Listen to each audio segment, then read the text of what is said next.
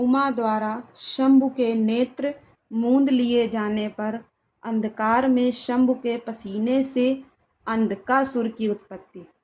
हिरण्याक्ष की पुत्रार्थ तपस्या और शिव का उसे पुत्र रूप में अंधक को देना। हिरण्याक्ष का त्रिलोकी को जीतकर पृथ्वी को रसातल में ले जाना और वाराह रूपधारी विष्णु द्वारा उसका वध।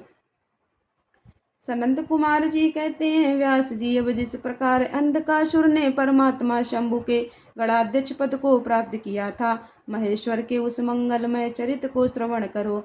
मुनीश्वर, अंधकासुर ने पहले शिव जी के साथ बड़ा घोर संग्राम किया था, परंतु पीछे बारम सात्विक भाव के उपेद्रेक से उसने शंभु को प्रसन्न कर लिया, क्योंकि नाना प्रकार की लीलाएं करने वाले शंभु शरणागत रक्षक तथा परम भक्त वत्सल हैं।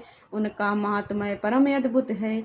व्यास जी ने पूछा, ऐश्वर्यशाली मुनिवर, वह अंधक कौन था और भूतल पर किस वीरवान के कुल में उत्पन्न हुआ था? दैत्यों में प्रधान तथा महामनस्वी उस बलवान अंधक का स्वरूप कैसा था और वह किसका पुत्र था? उसने परम तेजस्वी शंभु की गणाध्यक्षता को कैसे प्राप्त किया?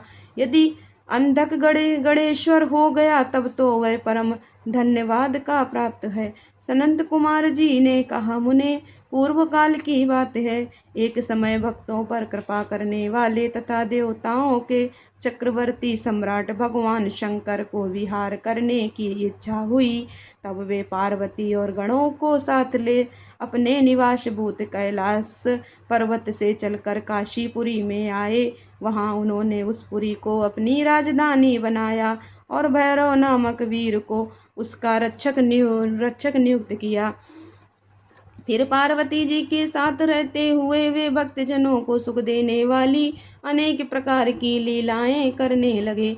एक समय वे उसके वरदान के प्रभाववश अनेकों वीराग्रगण्य गणेश्वरों और शिवा के साथ मंदराचल पर गए और वहां भी तरह तरह की क्रीड़ाएं करने लगे।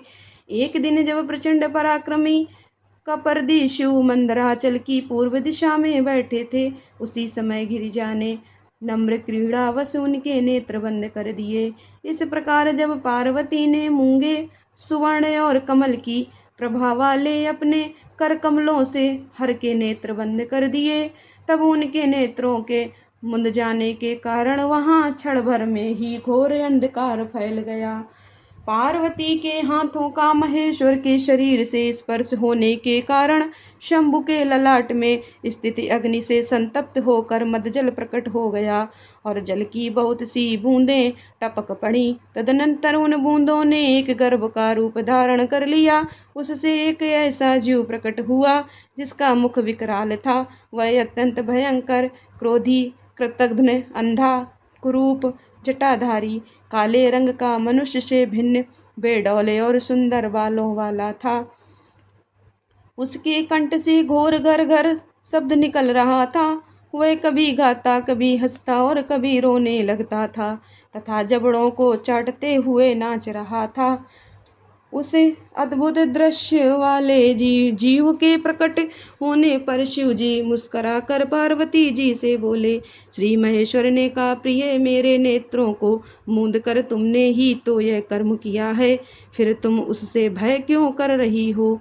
शंकर जी के उस वचन को सुनकर गौरी हंस पड़ी और उनके नेत्रों पर से उन्होंने अपने हाथ हटा लिए। फिर तो वहाँ प्रकाश छा गया, परंतु उस प्राणी का रूप भयंकर ही बना रहा और अंधकार से उत्पन्न होने के कारण उसके नेत्र भी अंधे थे। तब वैसे प्राणी को प्रकट हुआ देखकर गौरी ने महेश्वर से पूछा। गौरी ने कहा, भगवान, मुझे सच सच बताइए कि हम लोगों के सामने प्रकट हुआ ये बेडौल प्राणी कौन है? यह तो अत्यंत भयंकर है। किस निमित्त को लेकर किसने इसकी सृष्टि की है और यह किसका पुत्र है? सनंत कुमार जी कहते हैं, महर्षि से जब लीला रचने वाली तथा तीनों लोकों की जननी गौरी ने सृष्टिकर्ता की उस अंधी सृष्टि के विषय में यूँ प्रश्न किया है, तब लीला विहार भगवान शंकर अपनी प्रिया के उस वचन को सुनकर कुछ मुस्कुराए और इस प्रकार बोले। महेश्वर ने कहा, अद्भुत चरित्र रचने वाली अंबिके, सुनो, जब तुमने मेरे नेत्र मूंद लिए थे, उसी समय यह अद्भुत एवं प्रचंड पराक्रमी प्राणी मेरे पसीने से प्रकट हुआ। इसका नाम अंधक है। तुम ही इसको उत्पन्न करने वाली हो, अतः सखियों सहित तुम्हें करुणापूर्वक इसकी गणों से यथा योग्य रक्षा करते रहना चाहिए। आर्य, इस प्रकार बुद्धिपूर्वक विचार करके ही तुम्हें सब कार्य करना चाहिए। सनंत कुमार जी कहते हैं, मुने स्वामी के ऐसे वचन सुनकर गौरी का हृदय करुणार्ध हो गया। वे अपनी सखियों सहित अंधक की अपने पुत्र की भांति नाना प्रकार के उपायों द्वारा रक्षा करने लगी। तदनंतर शिशिर ऋतु आने पर दैत्य हिरण्याक्ष पुत्र की कामना से उसी वन में आया, क्योंकि उसकी पत्नी ने उसके ज्येष्ठ बंधु की संतान परंपरा को देखकर उसे संतानार्थ तपश्चर्या के लिए प्रेरित किया था। वहाँ वह कश्यप नंदन हिरण्याक्ष वन का आश्रय ले पुत्र प्राप्ति के लिए घोर तप करने लगा। उसके मन में महेश्वर के दर्शन की इच्छा थी, अतः वह क्रोध आदि दोषों को अपने काबू में करके ठूठ की भांति निश्चल होकर समाधिस्थ हो गया। द्विजेंद्र तब जिसकी ध्वजा में वृष का चिन्ह वर्तमान है तथा जो पिनाक धारण करने वाले हैं, वे महेश उसकी तपस्या से पूर्णतः प्रसन्न होकर उसे वर प्रदान करने के लिए चले और उसी स्थान पर पहुंचकर दैत्य प्रवर हिरण्याक्ष से बोले, महेश ने कहा, दैत्यनाथ, अब तू अपनी इंद्रियों का विनाश मत कर। किस लिए तूने इस व्रत का आश्रय लिया है? तू अपना मनोरथ तो प्रकट कर। मैं वरदाता शंकर हूँ, अतः तेरी जो अभिलाषा होगी वह सब मैं तुझे प्रदान करूँगा। सनंत कुमार जी कहते हैं, महर्षि महेश्वर के उस सरस वचन को सुनकर दैत्यराज हिरण्याक्ष परम प्रसन्न हुआ। उसने गिरीश के चरणों में नमस्कार करके अनेक प्रकार से उनकी स्तुति की। फिर वह अंजलि बांधे सिर झुकाकर कहने लगा। हिरण्याक्ष ने कहा, चंद्र भाल मेरे उत्तम पराक्रम संपन्न तथा दैत्य कुल के अनुरूप कोई पुत्र नहीं है, इसीलिए मैंने इस व्रत का अनुष्ठान किया है।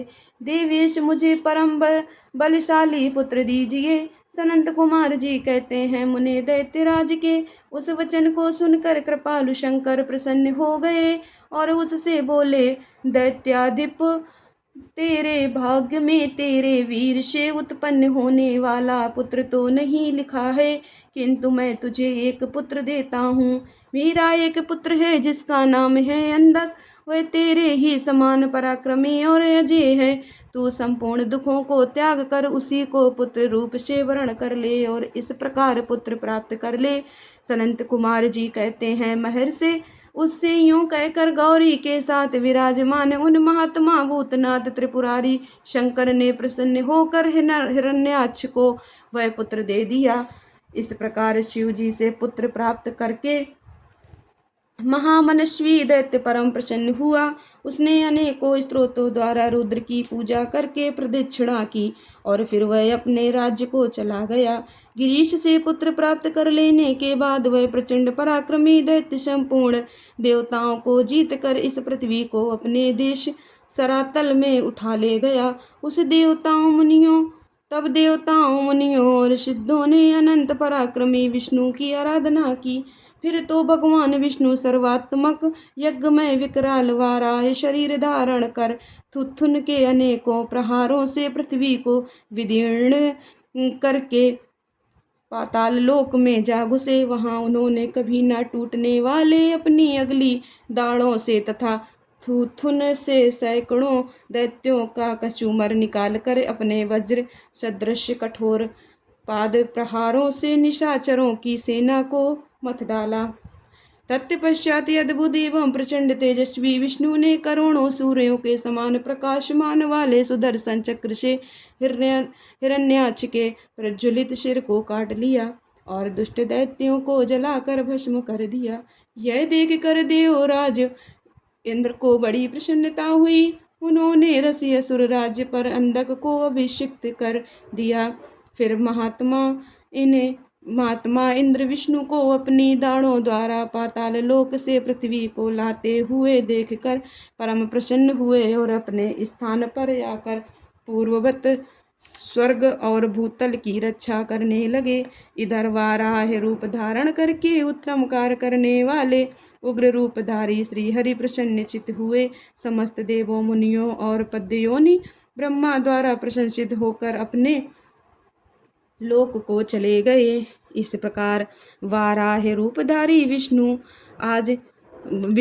द्वारा असुर राज हिरण्याक्ष के मारे जाने पर समस्त देव मुनि तथा अन्य सभी जीव सुखी हो गए।